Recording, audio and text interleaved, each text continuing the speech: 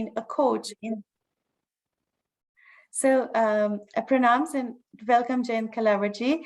I think the recording has just started, so I'm going to sort of just quickly read out your resume. I actually heard you on Clubhouse, and I said, you are also one of the rishis we have to hear. And I just heard you, and I decided that, and I'm so glad you're here. Jayant Kalawar ji is the author of An Outsider Deconstructing European Enlightenment, Death in 3 Acts. Very interesting topic. I will definitely read that book. From an outsider's perspective, European Enlightenment was a brilliant materialistic social innovation which emerged in the 17th century as a response to hundreds of years of brutally destructive intra-religious wars in Europe. It led to the formation of national governments, financial markets, and rapid growth of a certain kind of science and technology. However, by the 21st century, that innovation has had unintended global consequences, which is true of ecocide, fratricide, and suicide. And those have impacted majority of the human populations. Thank you for calling those things out, because, you know, sometimes we just forget in our run and thinking of, you know, just some of the broader topics. These real issues of life get forgotten. So Jayant Kalawar ji, you use the framework of the Devi tradition in India, and you offer a compass of hope to navigate out of this global dystopia, as you call it, and which was chartered, you think, according to the European Enlightenment. And it is time maybe for the world to turn towards this Devi compass or the Devi traditions that you mentioned, and create the world of compassion, connection, and immersion in the spiritual. So Jayant Kalawar ji has worked in the corporate management consulting for 35 years now. And I think you use these dharmic frameworks in that process, isn't it, as a coach? Yes. So in the last 10 years, I've been a life coach and working with managers and executives and just individuals in the Indo-American community as they've gone through ups and downs in life here, using these frameworks. And I've learned a lot in the process. Yeah, I'm sure. And you can teach us a lot to maybe at least give us a brief highlight today's session. And of course, you're a STEM person, as most of us are, and you hold a BTech from IIT Kanpur and an MBA from the University of California, Berkeley.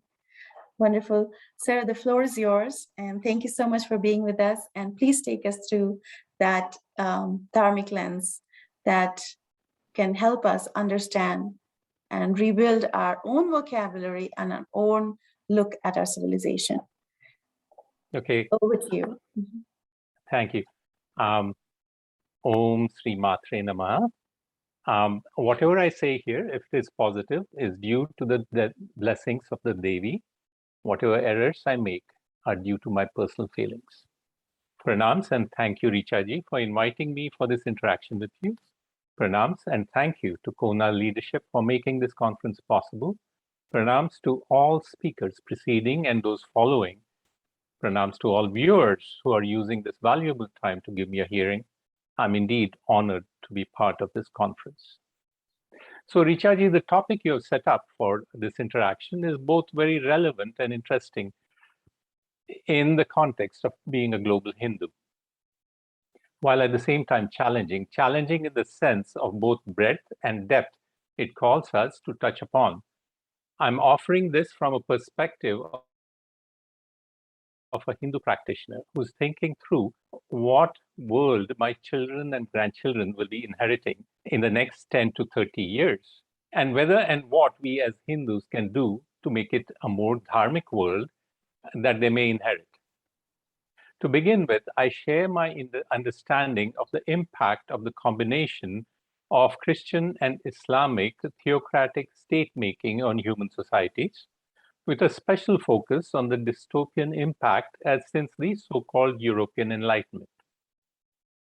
I will then describe one aspect of the culture of Bharatvarsh that I think may have played a key role in sustaining the Bharatiya civilization for many millennia. I will speak after that about the current theater we find ourselves in as global Hindus and how we can act from a Hindu perspective on a day-to-day basis to live and influence the scripts and the backdrops in that theater to enable us to flourish. But first, let me share with you how I use a bifocal mental lens to view and navigate the world. On one hand, I use the lens of modernity because that is the immediate social theater I have to navigate. And in parallel, I use the powerful lens that my ancestors have blessed me with to describe all the things that I just mentioned. Specifically, I use the lens of one Hindu school of thought, how they view the human. I find this to be a fruitful way of making sense of human societies. This way, I can turn the gaze on a phenomena we are discussing from within my own cultural framework. You may notice I will not be translating quite a few words I use from now on into English. I will also be switching back and forth between my ancestral and the modern lens. It gives me considerable advantage, by the way, to navigate the social theater by using this bifocal lens on a daily basis. The view from my ancestral lens is that humans have three types of shariras: Sthula Sharira, Sukshma Sharira, and Karana Sharira. The Sthula Sharira is activated by Spandana through the chakras in the Sukshma Sharira. The Spandana coursing through the Sukshma Sharira originate in the prana, which is in the Karana Sharira. And humans have an independent power of Chetna, which channels independently of the Karana Sharira. There are 7 chakras in the Sukshma Sharira, which channel the prana Spandana to activate specific functions in the Sthula Sharira.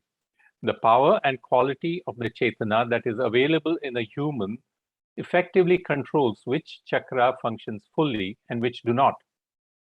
How much of the power and quality of this Chetana in humans is operational in a particular society depends upon the cultural samskaras that are widely active in that particular society. Now, given that background, now that I've shared my lens with you, let me share with you how the current materialist dogmatic society came to be in 2 steps. The first step happened about 1700 years ago. That was when Roman Emperor Constantine I convened the first Council of Nicaea in 325 AD. The council declared Jesus Christ to be the only Son of his Father, the only God. And subsequently, in 380 AD, Christianity was declared to be the state religion of the Roman Empire. All other religions were banned, and persecutions of those other religions were expressly permitted. This new theocratic focus of the Roman Empire led to the lands descending into economic and social chaos. Between 410 AD and 550 AD, Rome, for example, was sacked 3 times as the empire failed to meet the basic needs of the people of Europe. By the 7th century, a new dogma-based theocratic state rose in the Arab lands as a means of freeing itself from Rome. The power center of this new theocratic state was independent of Rome. Since this new religion was banned and would be persecuted, it had to be armed and aggressive. Both these theocratic states, whether based in Rome, Constantinople, or Medina, were based on dogma, which dictated social norms and cultural behaviors with a range of punishments for violations.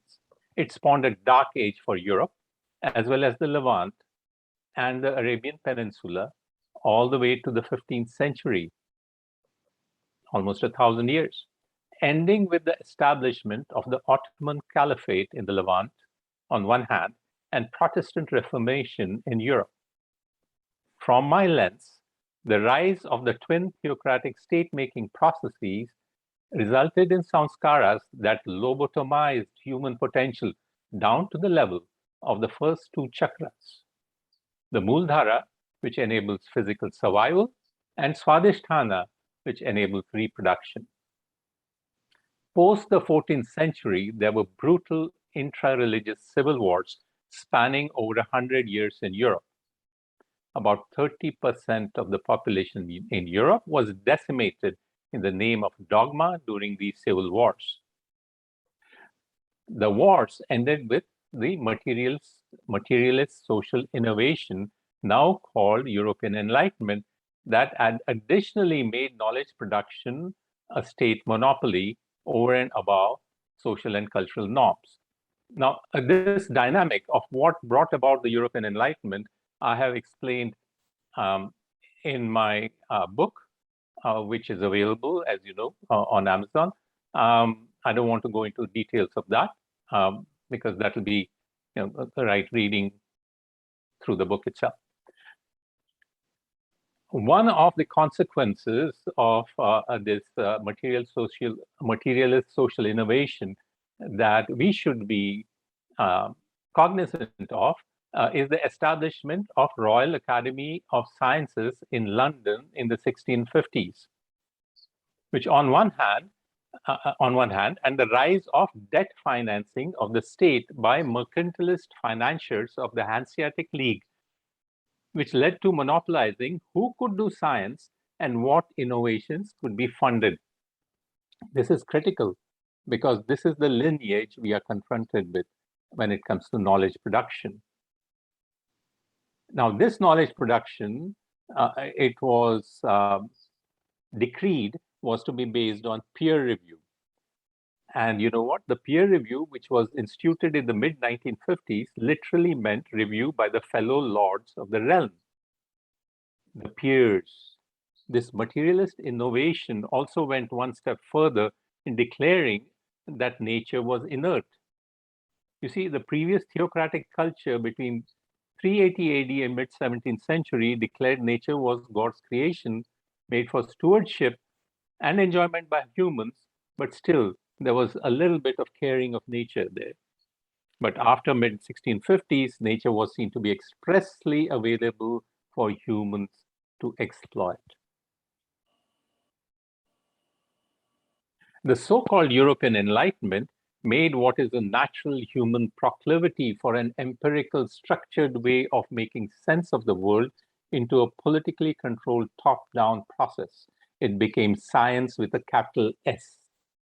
And members of the academy were originally appointed by the crown, and subsequent admission into the academy was tightly controlled.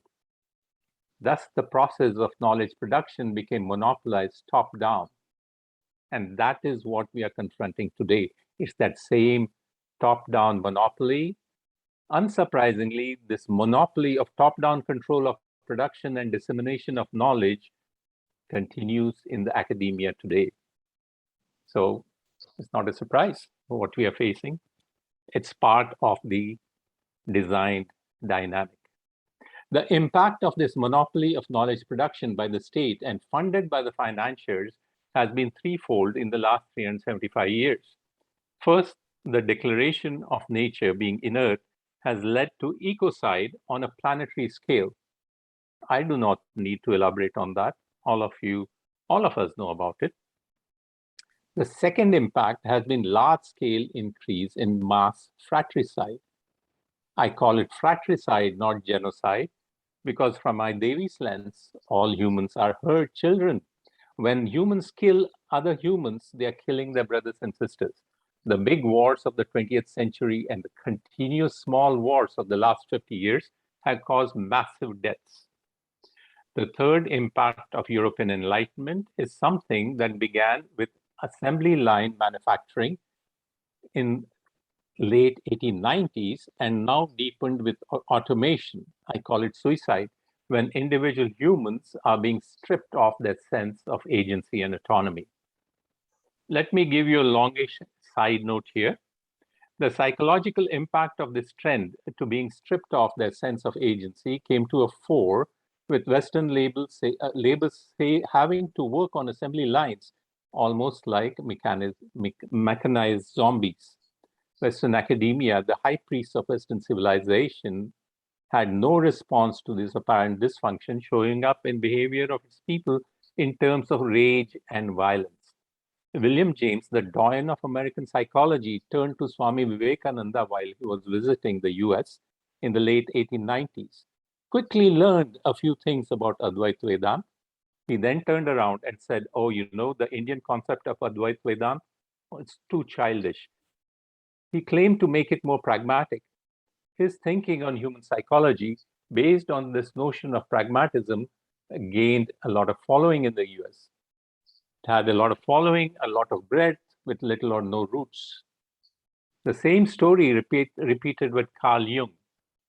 He went to Sri Raman Maharshi in Arunachal in the 1930s and came away saying he was so disappointed by the childlike immaturity of Sri Ramana that he had to leave immediately to return to Europe. Jung then wrote his own genre of psychology, again with a lot of breadth and no roots. Do you see the trend here of intellectual piracy of the colonizer, which is justified by saying people who produced it are too childlike, infantile, and we know how to use it better, but they don't have the roots, they don't have the understanding. While I'm at it, let me give you a third example of Daniel Goleman, who wrote on the psychology of emotional intelligence based on postdoctoral research into Abhinav Gupta's 10th century interpretation of Natya Shastra. Western psychology began talking about emotional IQ. Again, great lot of narrative with no roots. The shallow roots of American psychology are now increasingly exposed with the so-called crisis of not being able to reproduce published results. What is not mentioned is that frameworks on which their hypotheses are based are themselves rootless. Their way of seeing what a human is from a materialist perspective is fuzzy at best. Is it any doubt that there is so much mental health stress in the USA? So this is the theater of European Enlightenment, a death in 3 acts of ecocide, fratricide, and suicide that we are now all a part of today. A saga that began 1700 years ago in Constantinople. With this as a background, let me speak about a hypothesis of one cultural process in Bharath, which I assert generated a long-term stable civilization for millennia. Because this will give us a good backdrop, a comparison of how we may want to go forward. The cultural process I want to highlight is time tracking. Time tracking is a core function that has to be mastered for a society to become civilization. It is through consensus of time measurement and sharing among humans at scale that material and spatial resources can be managed by and among groups of humans across large land mass. We talk about the 5 elements and how they come together. But you know, they exist in the flow of time. It is time that humans have collaboratively and humans have to cognize collaboratively and collectively. They have to measure it and manage it. In Bharath, this was done through measuring tithis, each 12-degree movement of the moon from the sun. As you know, these measurements change with latitude and longitude. It changed from season to season and year to year due to precession of the Earth. Our ancestors, aware and cognizant of not only precession of the Earth's axis, but also its nutation, the moon's wobble, and that the precession angle itself changes, the way Bharath did it was through coordinated practice at impressive scale. The measurements of time through tithis was done throughout the length and breadth of Bharath by Brahmins through the processes of observing daily rituals connected with the position of the sun, moon, and the planets in the background of the nakshatras. This was positional astronomy performed and practiced daily by thousands of Brahmins in a very disciplined manner in villages throughout India. The results were routinely collected and showed up in many regional panchangs. duly corrected for Adhik Maas, thus resulting in the lunisolar calendar. It was because of this accurate timekeeping based on natural cosmic calendar that Bharat's inhabitants were able to plan and carry out their activities in a coordinate manner throughout the subcontinent and make the society into a productive, sustained civilization. This very highly value-added activity of the Brahmins was so valuable that they were given special protection. These Brahmins had to live a very modest, highly disciplined daily life of rituals to continually perform the act of time tracking generation after generation. We need to research how such a cadre of Brahmins were produced in the age when we were not yet practicing endogamy. I'll come back to that a little bit. There was another side effect of this decentralized timekeeping cultural phenomena. It did not require centralized state making. This, I believe, is the key to understanding Bharat's civilization. The practices carried out in a disciplined fashion not only connects the human society to be in resonance with cosmic phenomena, Rita, it also enables it to function with less need for centralization. I'm researching this hypothesis in more detail, so this description will have to suffice for now. For example, we'll have to research how such a cadre of Brahmins were produced in the age when we were not yet practicing endogamy, perhaps about 2,500 years ago or so. I have a tentative hypothesis of how endogamy was a response to certain shocks to Bharatiya society at that time, but again, that needs to be researched. No other civilization had this timekeeping process at such massive scale in place until the emergence of the Gregorian calendar in the late 16th century.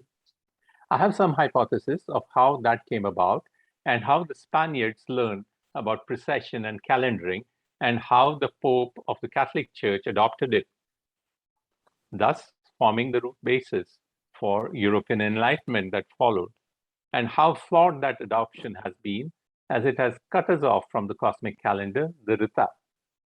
But that will have to wait another day as well. So the takeaway from this one core hypothesis I've shared here is that the core driver of Bharatiya civilization was practice, not dogma. Practices that led to pratyaksha praman. Also, these practices were designed to support the channeling of prana through all 6 chakras, from Mooladhara to the Ajna chakra.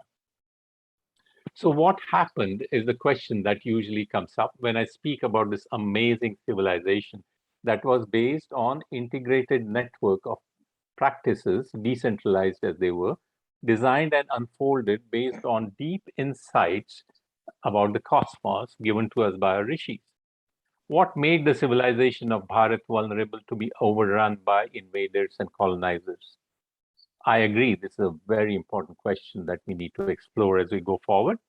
Perhaps we could use biological systems thinking to see whether we can get an understanding of this phenomena. Perhaps the civilizational practice did not include intelligence gathering of social and cultural viruses that were emerging in the global environment. And they did not include practices to design and distribute inoculations, social inoculations against such viruses. In the biological evolutionary fitness terms, one could say Bharat civilization may have reached a local optima from which it is not possible to evolve further unless a shock comes in from the outside. You will have noticed I have used terms and concepts from modern science in this last analysis, and I use a bifocal lens. I do not see our quest as an either or, I see it as and also. The last 1700 years has indeed produced a civilization that supports the first 3 human chakras, though with many negative side effects, which I outlined.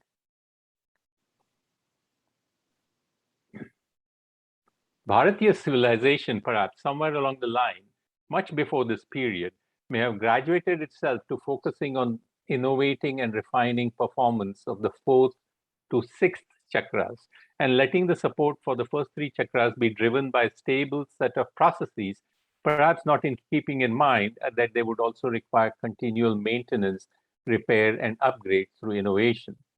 That indeed is the state of local optima I mentioned earlier. This is where I see an opportunity for the global Hindu in building a new global civilization. Many of you will have noticed that the US political and social elites are at loggerheads with each other as inequality has risen. The neoliberal alliance of the last 30 years has not worked. The conservatives had to go to an outsider, Donald Trump, to lead them. Their only response to crises seems to be to print and distribute increasing amounts of US dollars just to keep the ship afloat. On the other hand, the rise of techno-financial oligarchs is unmistakable. This rise is centered mostly in New York City and along San Francisco, Los Angeles corridor, with some further along the northwest coast of the US. The control of finance capital is nevertheless from New York City. Oligarchs rule the markets. Nation states are now effectively franchises to these oligarchs. In the 20th century, it used to be that markets played within nation states, which then negotiated how their markets would play with each other. That is no longer the case in this era of oligarchic globalization. I think it is important to understand that is the current situation. Very little that is done in any nation state capital has any impact other than to keep the masses calm, which is part of the de facto franchise agreement, without the backing of these oligarchs. The oligarchs control and provide media cover and also direct popular sentiments in the nation states over and above the control over finance capital. Think about it. Most of the large Indian companies are beholden for their capitalization levels through the American depository receipts, which trade on US stock markets in New York City, where their shares are traded. Through my lens of the Shariras and Chakras, I see this phase of unfolding of European Enlightenment as the peak of Manipura pulsations channeled through few humans, is controlling generation of material abundance by many for the consumption by the few. Now, what does this mean for our children and our grandchildren? That's where I started out. That's my interest. They will go through the schools and colleges and come out with their 3 chakras fired, for sure. That is the first step. Then they will be streamed into one of 2 channels, above the API and below the API. Many of you know of API as Application Programming Interface. I am replacing the A in API with automated. So it is now automated programming interface. Future workers, which means everyone except the oligarchs and their families, will work either above the automated programming interface or below it. I'll give you 3 examples so you can visualize this. First example is Amazon or Flipkart. There, a small percentage of workers who design and program and operate software at Amazon, which controls and manages everything from order taking to inventory to deliveries, the entire supply chain. That small percent. तुमने लिखा था Apple उसमें मेरे को. That small percentage is about the API. And then there are most of Amazon employees who work at warehouses and in delivery functions to get the orders to the customers. You may be a warehouse manager, but you are still below the API. Third example is DoorDash or Zomato. By now, you know what I mean by who is above the API and below the API. The large number of delivery people are below the API. Now, as many of you know, automation of the process of designing and programming and operation of the software and the hardware is increasing with development of artificial intelligence genre of software. Hence, the switch from application programming interface to the automated programming interface. What this means is that the oligarchs will require fewer and fewer workers above the API. Most will be below the API. So you get the picture of what may be in store for our children and grandchildren within the next 10 to 30 years. What I just described to you are at once the weaknesses of and the threats from the top-down monopolistic paradigms that have ruled over human societies for the last 1700 years or so, effectively, culturally, and socially lobotomizing all of us to barely live up to our potential of the first three chakras.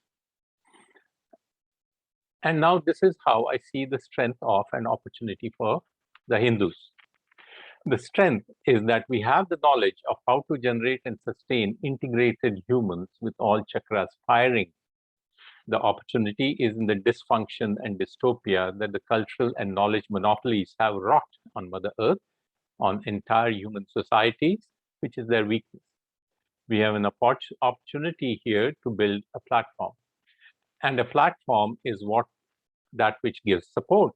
And that which gives support is Dharma, which gives individuals the processes and methods to grow themselves into all chakra integrated humans. And once we do that, it will be a no-brainer for people to jump onto it. Think about it. We'll have to come up with a naturalization scheme for non-Hindus who are not born a Hindu to opt in to become naturalized Hindus on this dharmic platform.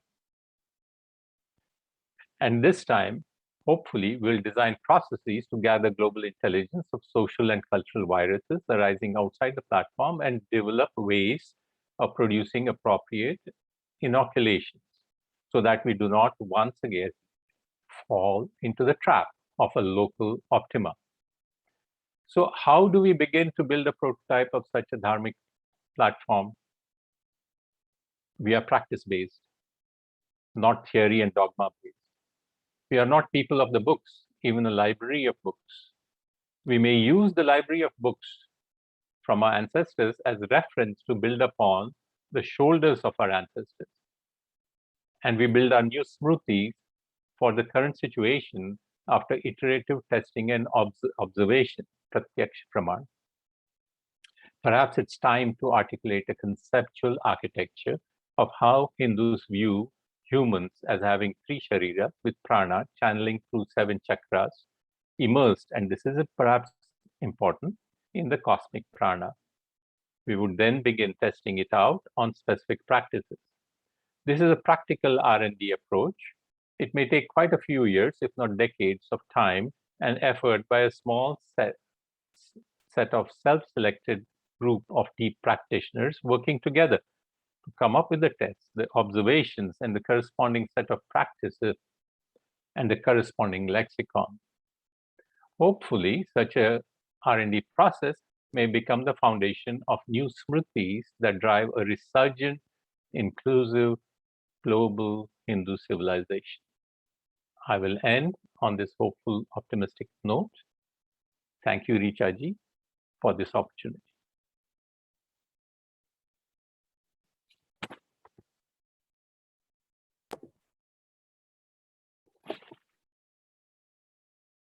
Thank you, Jayant. I'm going to switch off this.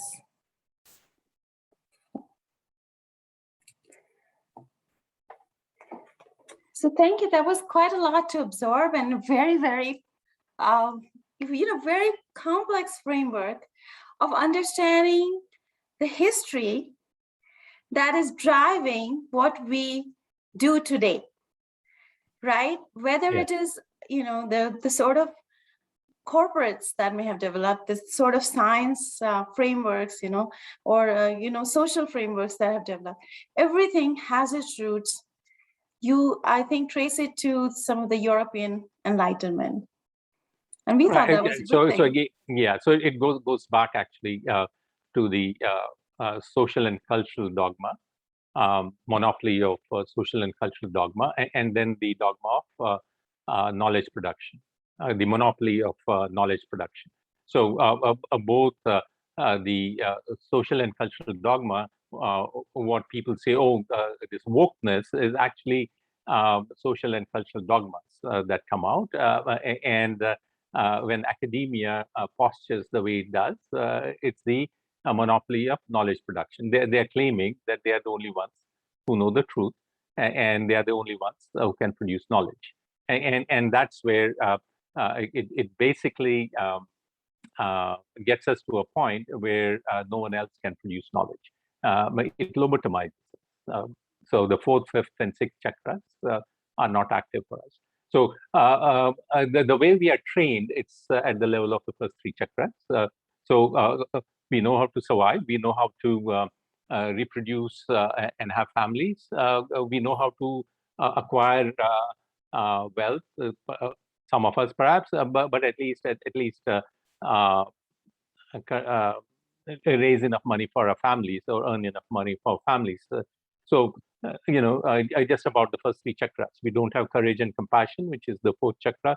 We don't have the capacity to articulate, which is the fifth chakra. And the sixth chakra is where we begin to get the glimpses of wisdom and the cosmos, and we certainly are not there. So basically, it's the lobotomized zombies that we have become. And this applies to all humans, including the Europeans, but they started it. And the reason, I can go into the dynamics of what may have come about that led to what happened in Constantinople. And the same kind of thing, I can do analysis of what led to beginning of endogamy in India as well. So one can go into deeper roots, but my concern was, we have to start talking about where we are today, so we can start looking at where we go ahead. And if we don't have this a kind of clarity, we have a lot of noise, and we have a lot of noise talking about geopolitics, etc., which is transient noise. For the Devi, it's transient noise, and she's telling us, look at the big picture, look at where we are. And until and unless, for example, we go back at a minimum to understanding what the cosmic calendar was, in what way do we connect with the lunar cycles, with the cycles of eclipses? Those are real. Those are the energies that also drive us. That's prana. And what is the prana about? Unless we go back to that learning from our ancestors, we are going to be lost. That's how I see it. Right. So I think you just said that, so I want to just go back, because I think that there are a lot of new concepts in this, which we have probably not heard before. So it may be good, because we do have a little time to take some 20 minutes or so and go back. Like, I think people have mentioned that in their chat also, that the concepts you brought about, one was nature is inert, is what was the way they defined it, right? Mm-hmm. And that is very different from the dharmic lens, mm-hmm. where everything breathes and lives and has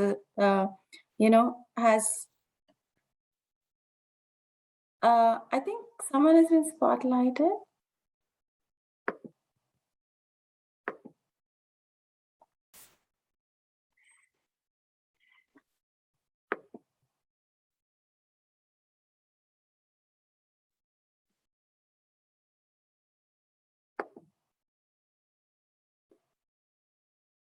I'm sorry, I think someone was spotlighted by mistake.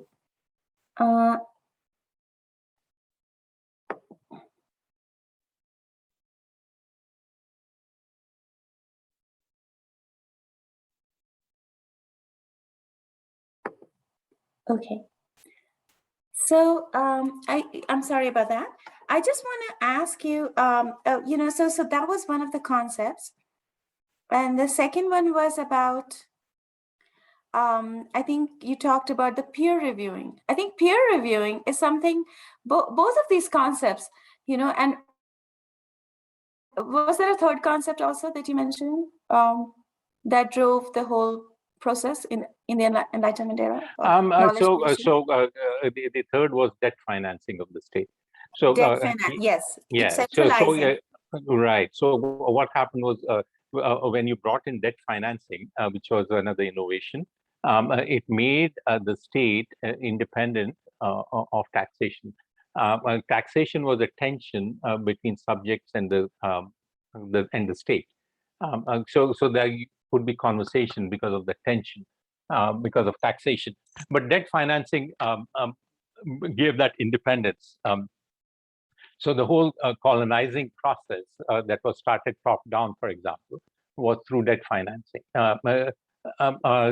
The treasuries of the European kings were empty by the end of the Civil War, and while the mercantilists through the trading had the funds to enable debt financing. So that was an innovation, and that we still see, which is why when I talk about printing money, etc., it's a continuation of that debt financing. So this whole idea of debt financing, you won't see in India, for example.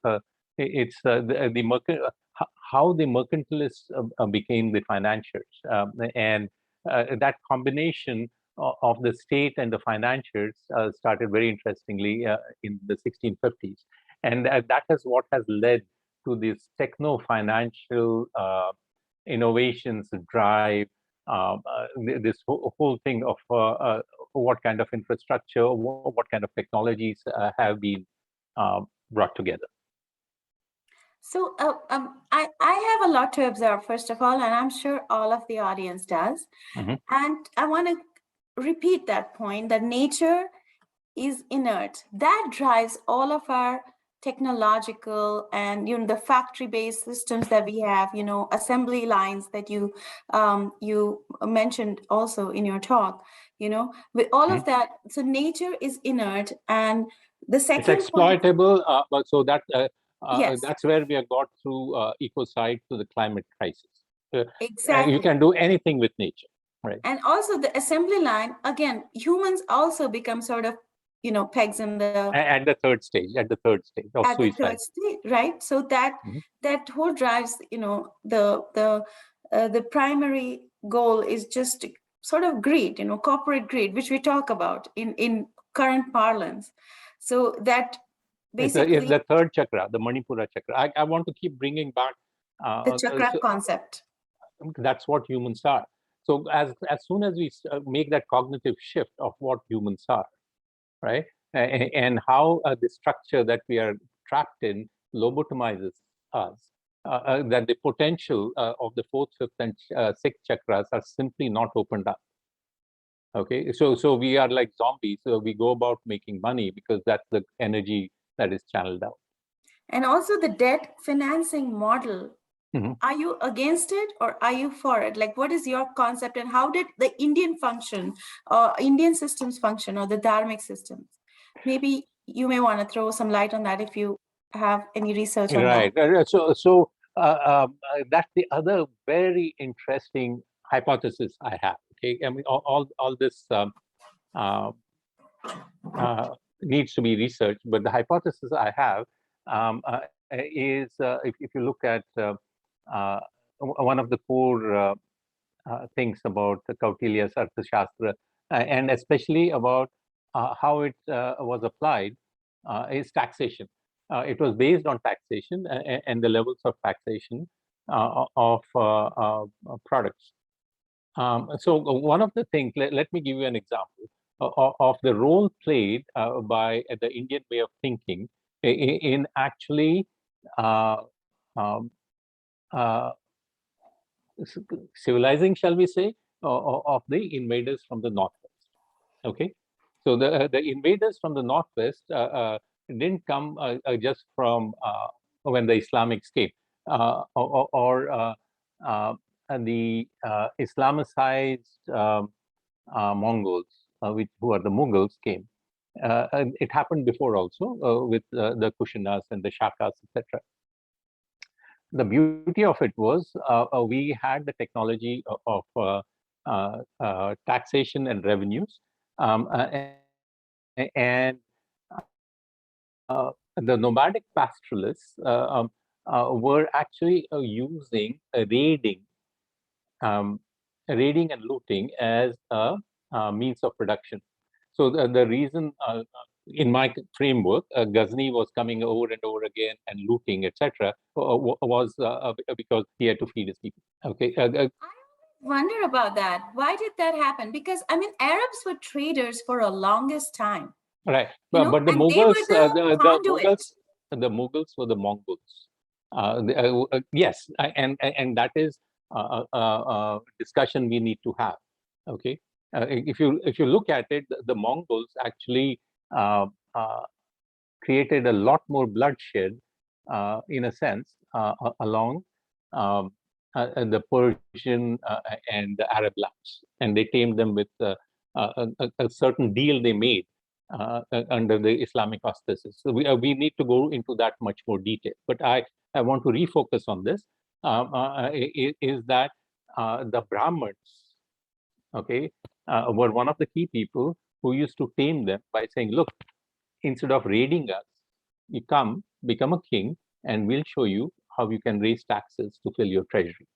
And there are actual notations where, how is it that suddenly within 2 generations, they tamed and they stopped raiding? Okay. The raiding that happened because of Islamics, okay, or the destruction of the icons is a separate thing we need to talk about separately. Looting is one thing, destroying icons is a different thing. Okay, we have to differentiate that. Because you asked about debt financing, right? So the whole thing about dharma between Kshatriyas and others, right? That we would give you tax revenues, right? And you'll do your dharma of protecting us. Okay, that was the deal. You understand? And the Brahmins taught that. Okay, and you can see, for example, how Akbar took Brahmins from Jabalpur area of Madhya Pradesh, took them to Bihar as he was conquering Bihar. Okay, because the Santals were giving a very hard time, and the Brahmins established themselves and said, okay, we'll show you how you can gain revenues and you don't have to keep going to war. And they did it. And you'll see the Brahmins that did that for a very long time. Okay. So basically establishing civilizational, so that is the other thing which I didn't talk about, but you got it out of me, that's the other civilization. So one is the time tracking and the other is Ganita. Okay, the time tracking Panchang is one of the civilizational bases. The other is Ganit. Okay, because we had that ability to do Ganit, right? We could measure, right? And say, okay, we'll give you this much revenues.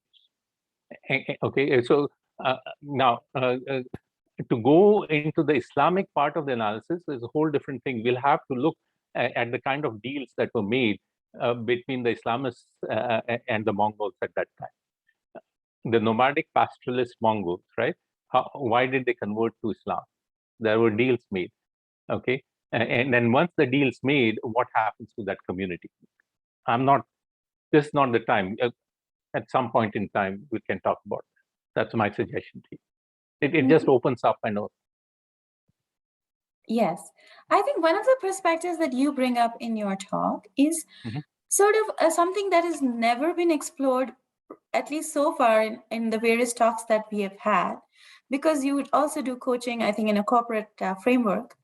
So you have, with these 3 concepts that you just gave us, which probably, like you said, were derived in the European Enlightenment phase, that nature is inert. I want to just go back to that. The second one about the peer reviewing, which drives the whole academia. It's sort of, you scratch my back, I scratch yours. And then, some of the academic work that is being developed at this time is within that Kotori type of framework, So I just want you to delve maybe a couple of minutes on that. And of course, you covered a little bit on debt financing, where you're saying that debt financing is not as, I don't know what you think about it. Maybe your thoughts on that as to how it compares to the dharmic framework. Is that just tax or is there other ways? So what debt financing enables is the production of oligarchic financial elites. Mm. Okay, and clearly you see that starting in early 20th century, it was J.P. Morgan and Company, right, who actually started the Federal Reserve. They own it even now.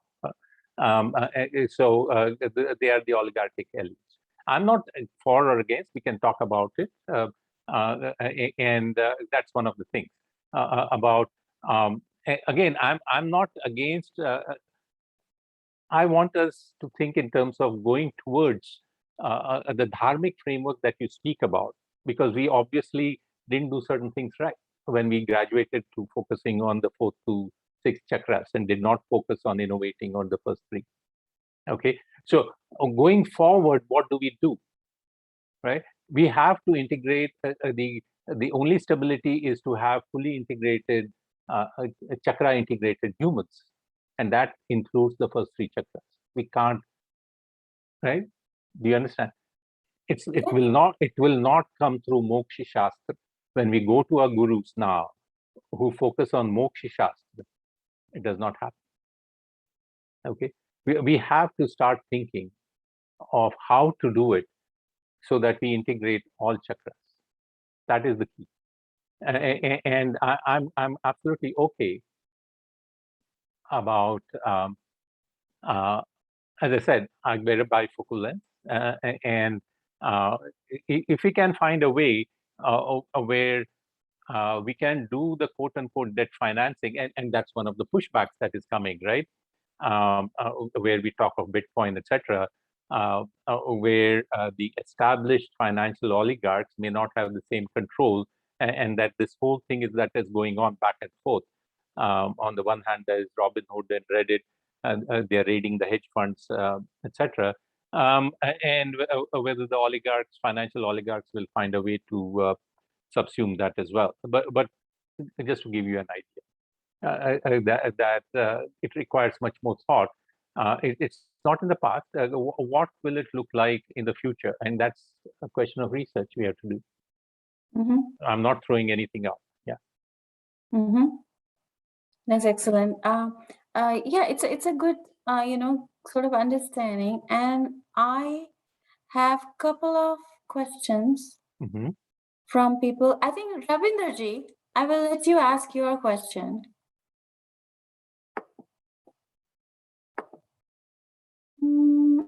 Okay, I think you can unmute now. Okay. As you people continued the conversation, my questions kept increasing in number. You have only one right now. Maybe later. Your most pressing one. Yeah, my question.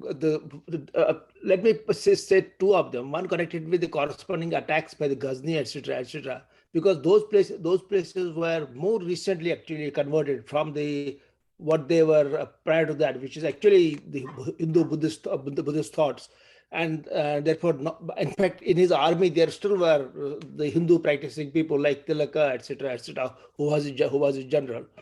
Number one. So suppose they could not have been completely blind to the past, which they had just recently left. Number one.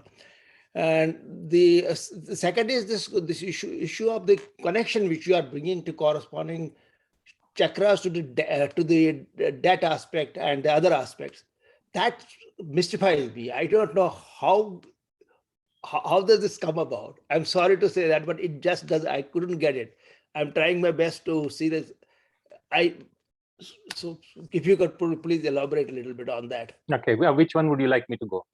I think the second one. First part is okay. Okay. This connection. Right. So the connection that the Manipura chakra is the one that enables acquisition and consumption of material things. Okay. And what debt financing has done, it has sharply enabled that from happening in ways that it only enables a few people to acquire a lot of wealth and a lot of consumption, and everyone else has to work at it. And that has come about from the way both the cultural and social norms, as well as the knowledge production norms, shall we say, or that process has been implemented. So my hypothesis, if you go back at some stage to read my book, okay, it's only 99 cents on Amazon. If you read that, and then if you're going to give me the name again, now I'm going to certainly read it. Okay, so outsider deconstructing European Enlightenment. So the reason, Mr. Call, is that we don't. The reason I went in this direction, and I'm glad I find someone who's interested and would like to speak more about it, is that one of the challenges thrown at us is that the Indian civilization never had a social theory. So the whole effort on my part is to start building a social theory. Okay, and the social theory based on how we see a human being being holistic, not as materialistic. And that's why I created this framework, and it has worked. I've seen it working in my life coaching practice as well. And one of the things I say is pratyaksh praman. It's not something to objectively see.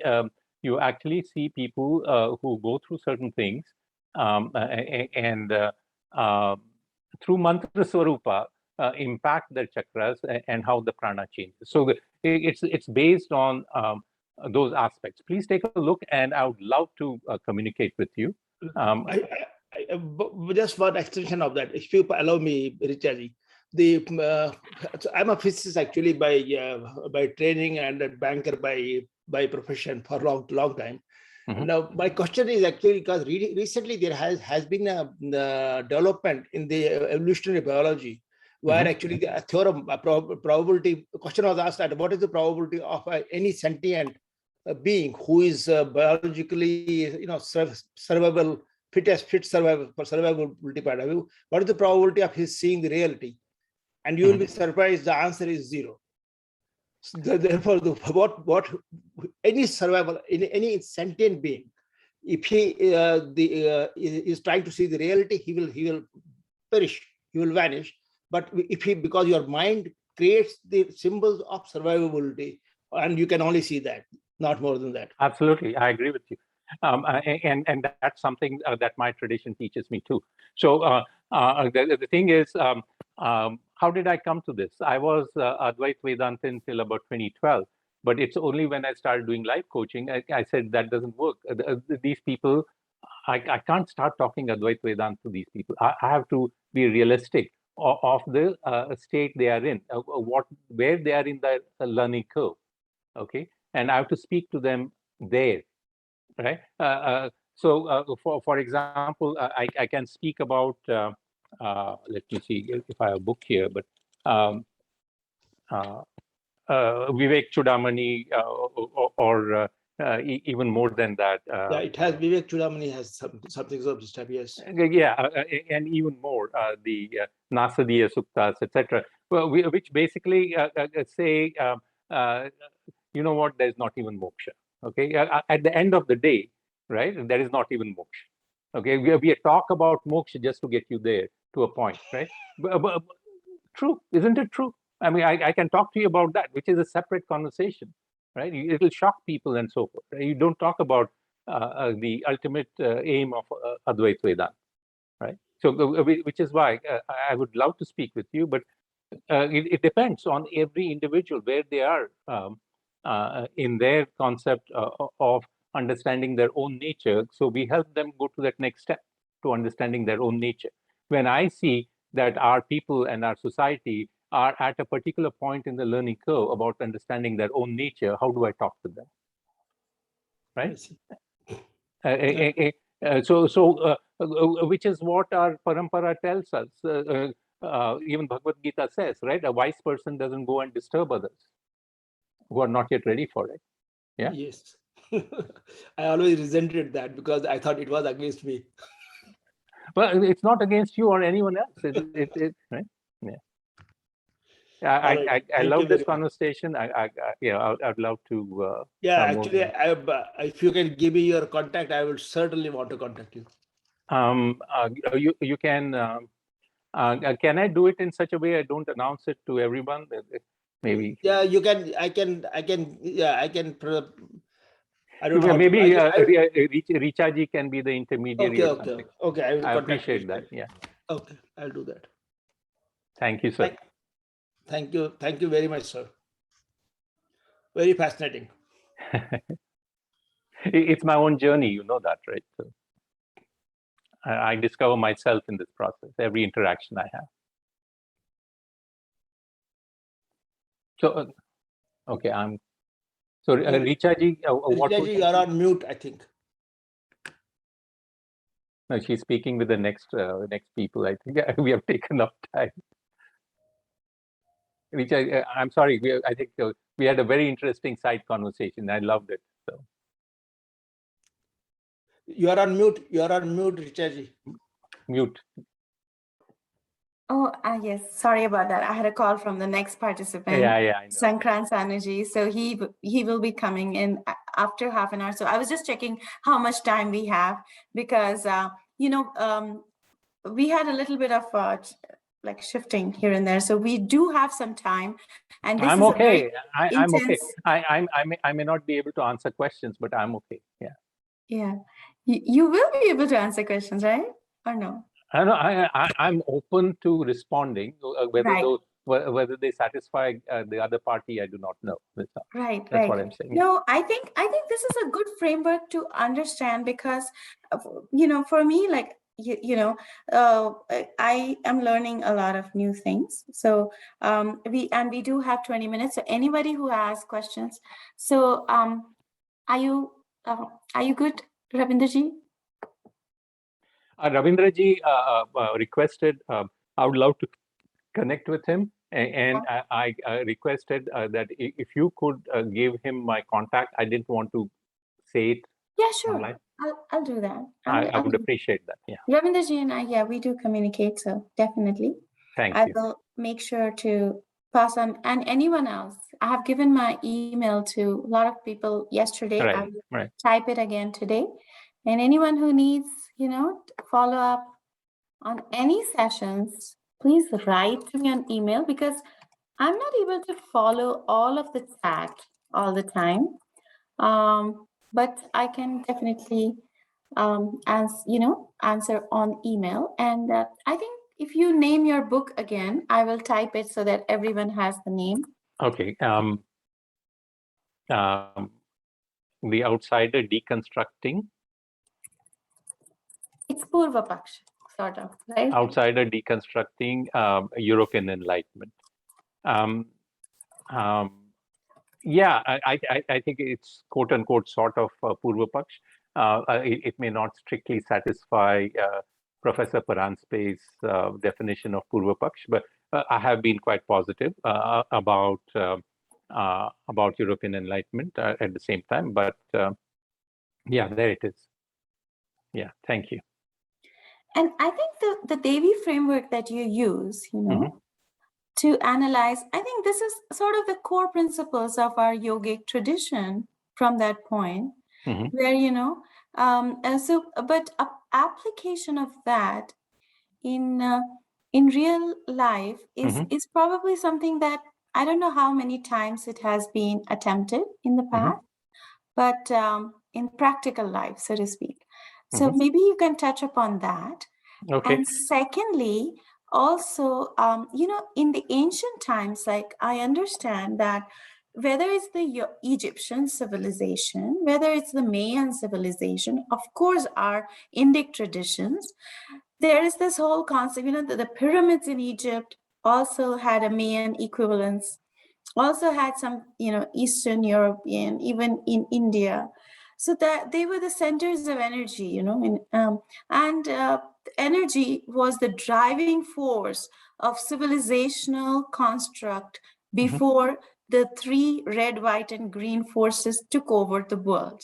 That, I think, is a good concept that I personally, we're talking of tons of hypotheses, but that is my personal understanding of what so-called pagan civilizations were and what Indic traditions were. So maybe would that be something you can talk about?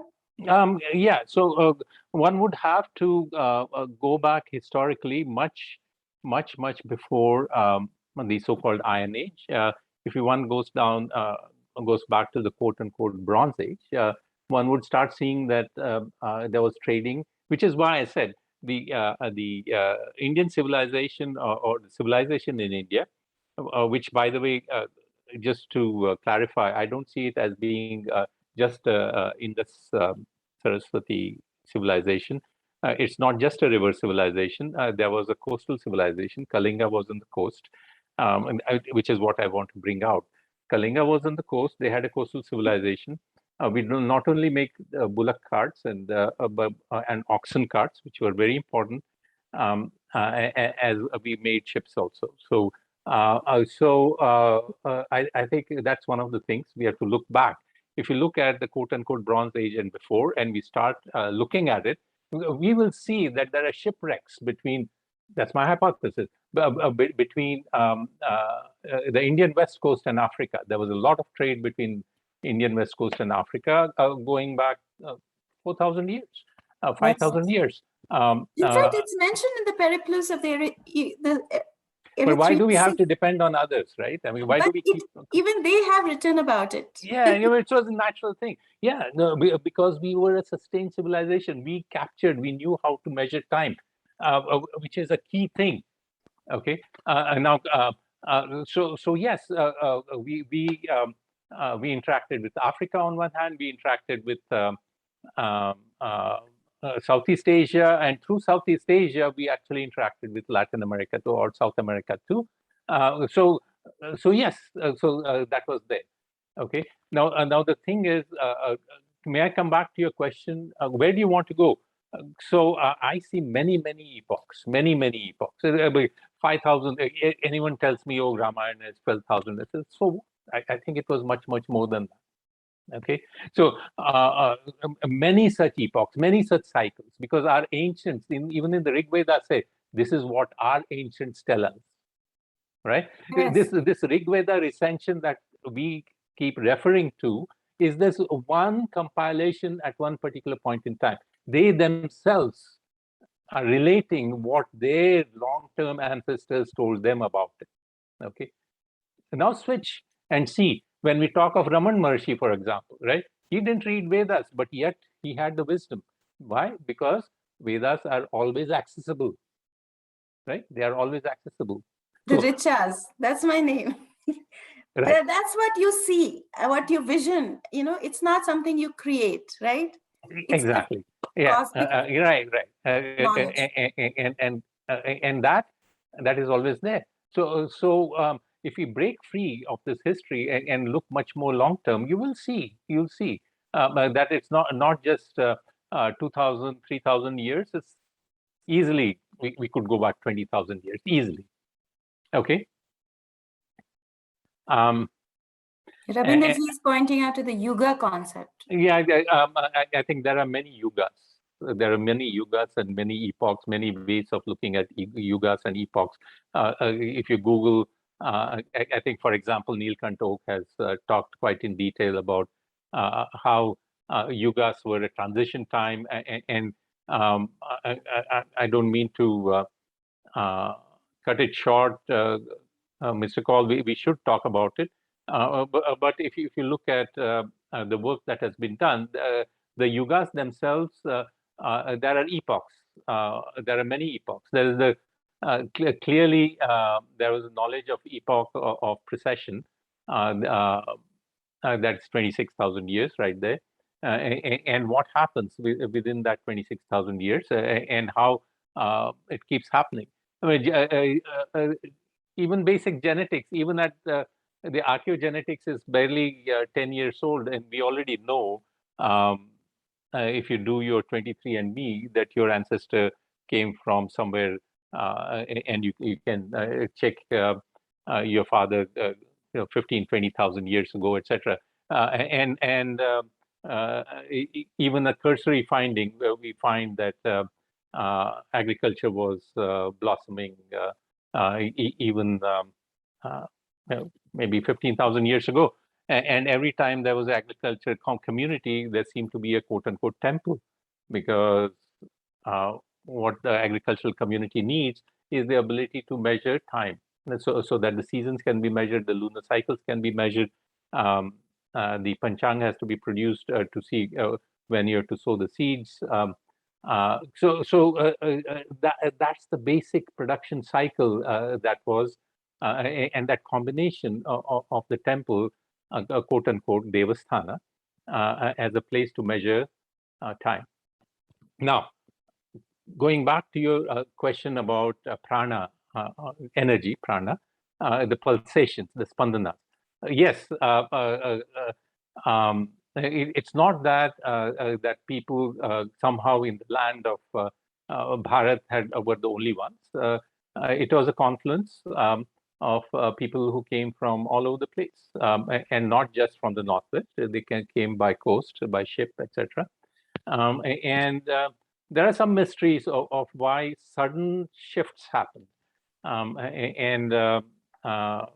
think if people are interested, there's enough research that has been done for the last 20,000 years of the civilizations that have come and gone.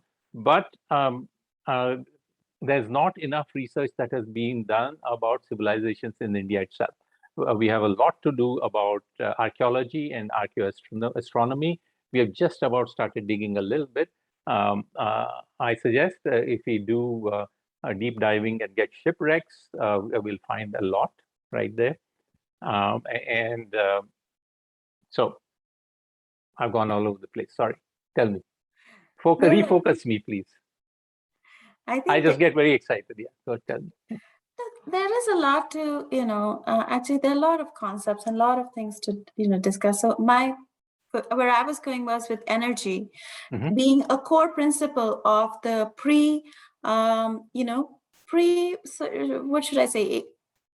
Not Abrahamization, but when Islam, right.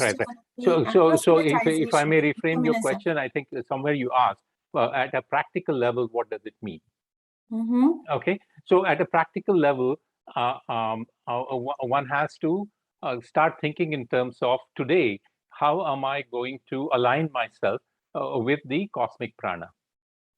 Yes. Okay, how am I going to... The concept of Devi. Yeah, cosmic prana. So how do I align myself with the concept of cosmic prana? If you look at, let me give an example. Okay, so we have Ganesh Chaturthi, right? We just went by Ganesh Chaturthi. So we celebrate Ganesh Chaturthi on the fourth day after Amavasya. Okay, the fourth tithi after Amavasya. Okay, but we do Sankashti. We do Sankashti at the fourth tithi after Purnamasya. Okay, the fourth tithi after Purnima.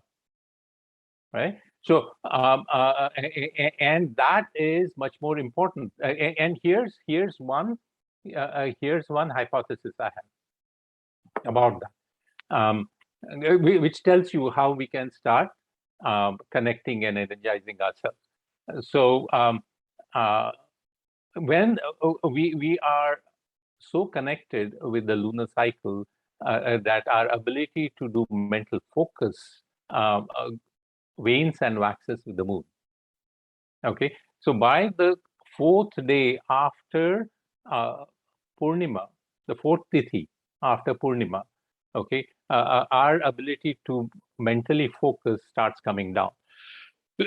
So we do Sankashti to invoke Sri Ganesha in the form of his mantra swarupa, Gam. Okay, or a number of people will, I'm being very practical,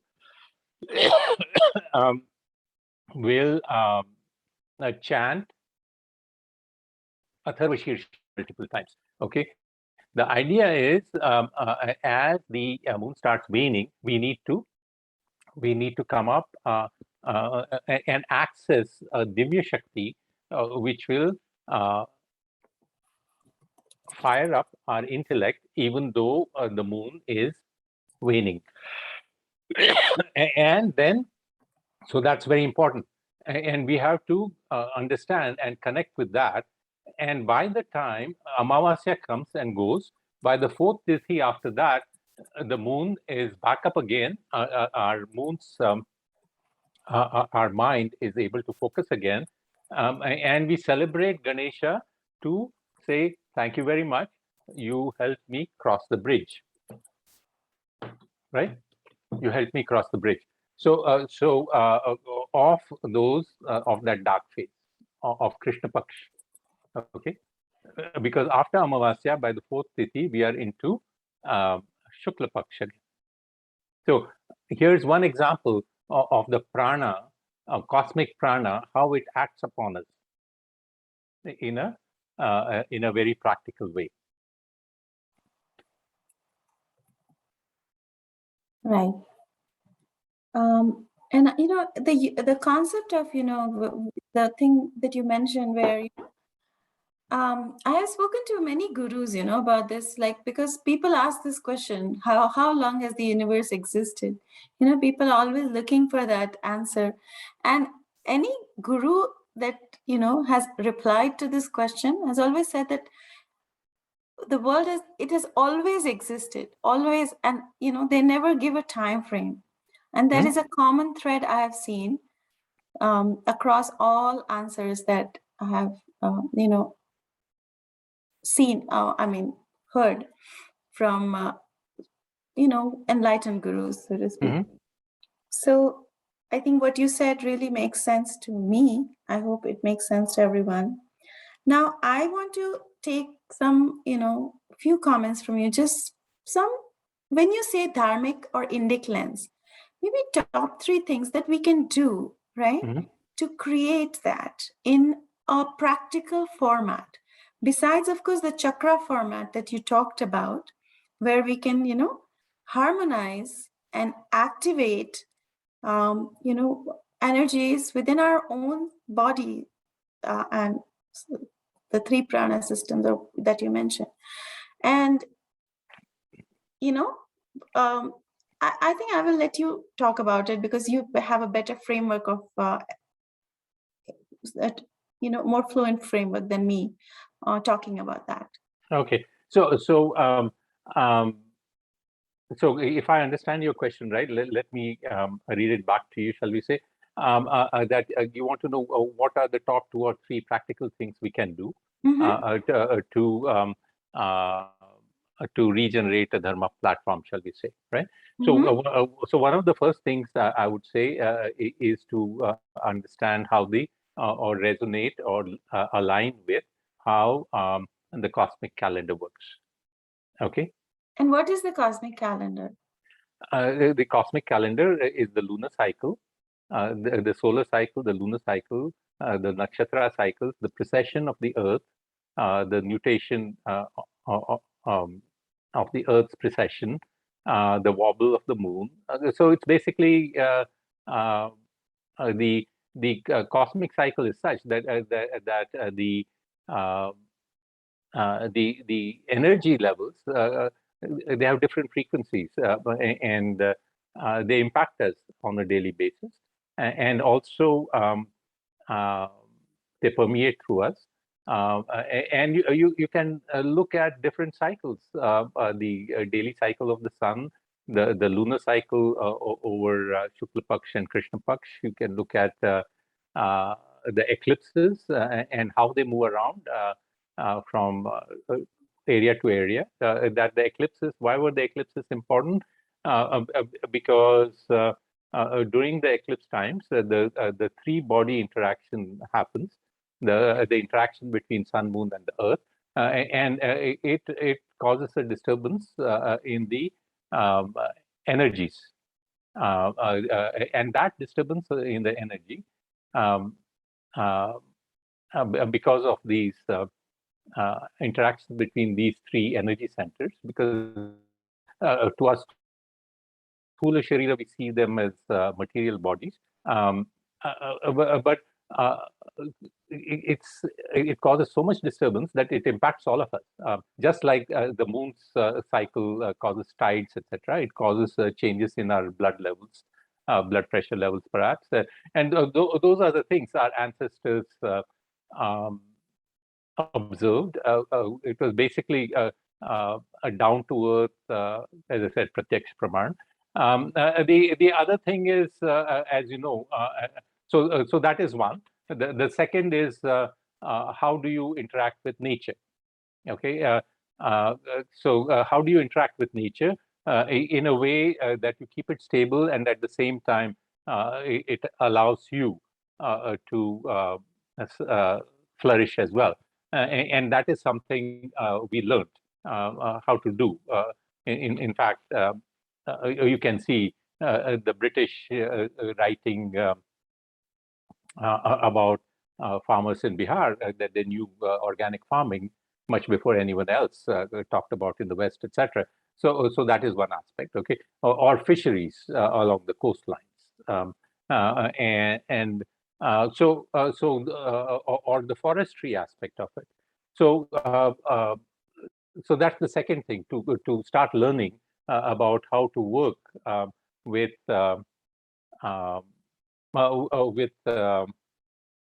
nature in a balanced manner. And the third thing I would say is also very important, given the situation, social situation we are in, is to start understanding what led to our observing endogamy, because that has led to many things in terms of forming communities, etc. What's positive about endogamy, and what is and how it's going to change, and how we are going to still be able to be harmonious and not be threatened as endogamy ends. So that's the third thing I would say we have to look at. Mm-hmm. Yeah. Yeah. So we go. You see, I did not mention caste. I said endogamy, and endogamy is a result of a certain shock that happened, as I see it. When endogamy is something that emerges perhaps as a reaction when the state-making process breaks down, and communities have to form their own way of surviving and flourishing, and they do it in local networks. And why is it that has persisted, and why we are not being able to break away from it? And then that's where my speculation about local optima also comes in. So, I think there's one more question. Adarsh, Deepakji, you can ask your question, because we will soon start the next panel. So, with Sankran Sanuji. Hi. Is your Kalawarji, is your first name Jayant by any chance? Yes, it is. Then we have interacted in 2008 on HiCat. I'm sorry? We have interacted by correspondence in 2008. Uh-huh. And I was looking at an old, using my spotlight, I found your name. Okay. And I don't know, there's a lot of... So what is it? You have a question though? Yeah, I have a question.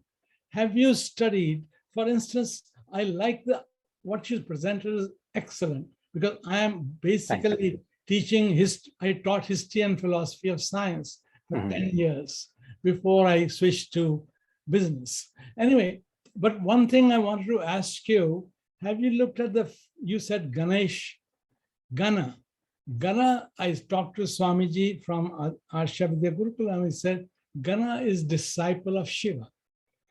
Now I go to two things I want to combine here, since your background. I'm interested in Native Americans here because I'm located in the US.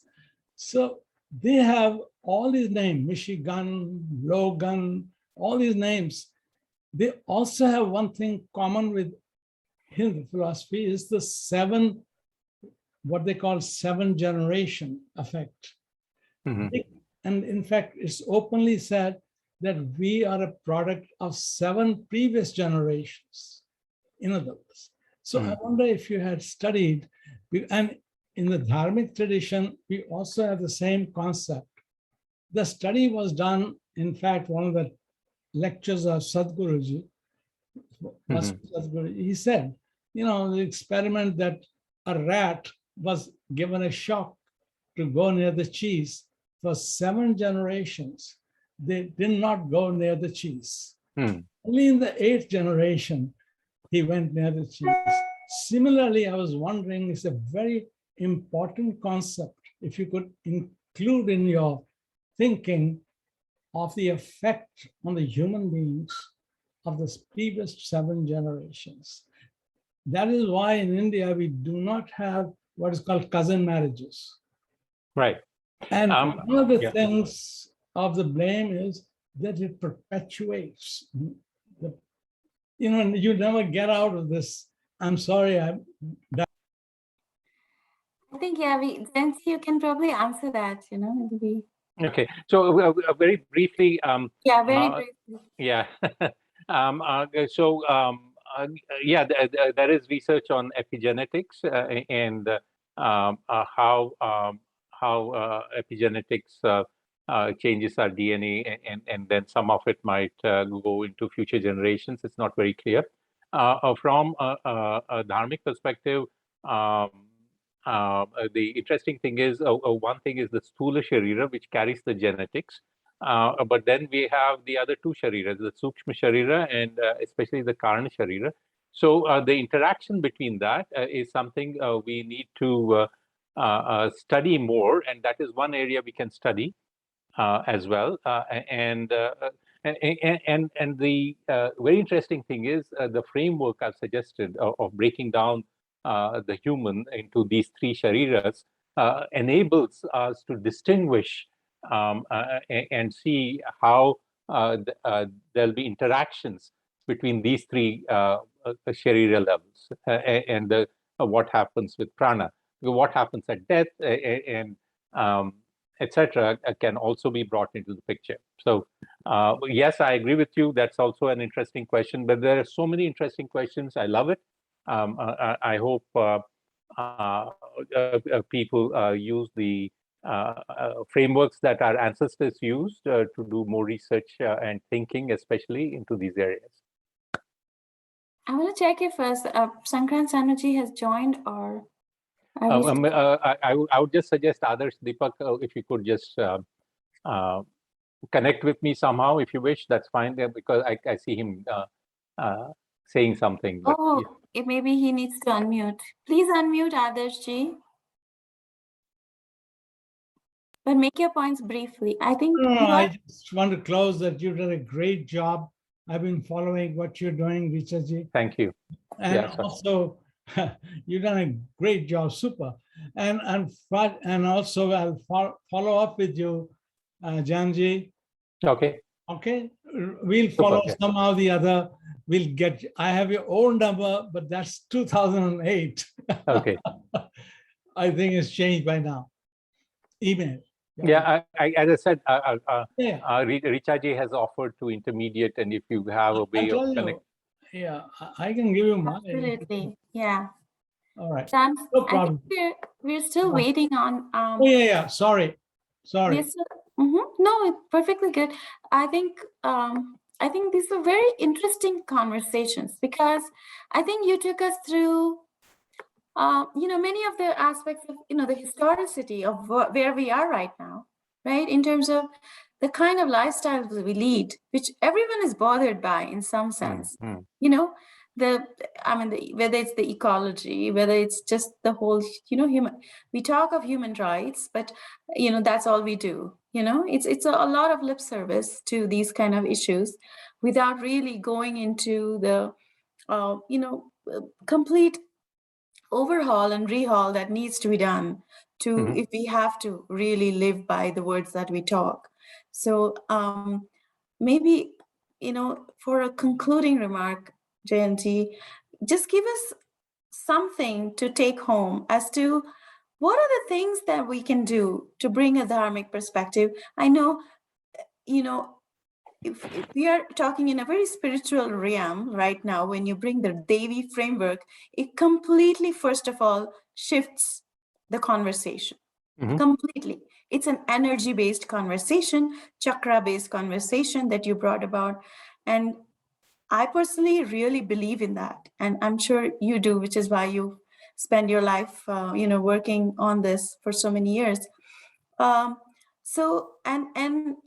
The fact that energy, when, it harmonizes, it automatically projects in your outer universe. I think that is at the core of what, all gurus are teaching us, whether it's Sadhguru, whether it's Maharshi Mahesh Yogi Ji, or, Sri Ravi Shankar. I mean, wherever I have, dipped my, wherever I tried to go to learn something, I think you have said it all. I would like to thank you for this opportunity. That's my last remark. And also to say hello to Sankrant Sanu. Sankrantji, how are you? Where are you? I have to maybe help you to unmute. There you go. Okay, namaste. So Namaste. nice to see everyone. Yeah. Adarshji, namaste. It's a whole cycle coming back, from I think last time I met you was probably 2003 in New Delhi, right? Something like that. Yeah. So it's amazing how that cycle comes back. That's great. I've been following you. I think you've done extremely well. Sankrant Sanuji is also from IIT Kanpur. He's much younger than me and has done much more than me. So it's wonderful. I'm just a cheerleader compared to him. So, okay. Thank you very much, Richa ji. This was great amazing. segue. I don't even have to introduce you now, Sankrantji. No, that's all. No, that's excellent. I just love the way this room I guess I've been on Clubhouse too often. I'm calling it a room. But Sankrantji, welcome. And Jayantji, thank you for holding fort and giving answers to so many of our questions. Thank you for a very different session than I've attended before. A lot of the other talks I have caught on YouTube, but yours probably we need to highlight some more. Okay. So I will maybe take you out of the spotlight. That way you can, watch it. Sure. Sankrantji, thank you. Thank you for coming. And, I'm so glad this happened because it was just, it's all just, it's all the guru energy. It's all happening. We're just flowing in the stream. We're all travelers in the galaxy.